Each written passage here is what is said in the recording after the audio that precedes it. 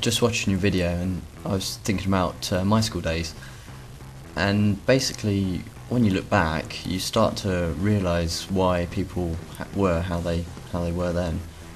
And I think a lot of the sort of popular people as such, it's more of a, you find out they're actually more insecure than you'd imagine. Generally they all gang together like little clones because they all feel insecure about themselves, and that's just a way of, I suppose, they cope. And I always find that the individual people in school are probably the actual stronger willed, and are going to do more with themselves than the ones that need to clone together and laugh at each other and seem to think everything they do is cool. Because I think you'd probably find if you get one of those people on their own, then they'd be a lot more insecure than you would expect. So it's always very interesting to see, what people are like away from their little groups. And yeah, you can judge them a lot differently then.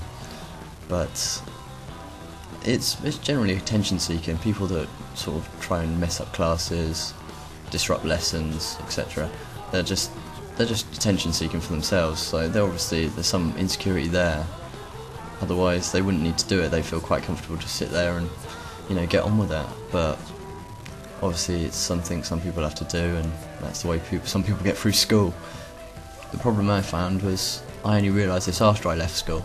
It would have been so much more useful if I'd known all this sort of stuff when I was in school, but I suppose that's one of those things, and it's just part of life. When I was at school I just sort of accepted my place with where I was. Never really hang around with any what I'd call popular kids, but I always sort of would rather associate myself with more interesting people than a bunch of sheep, as we call them, or another word for clones over here, following their little set.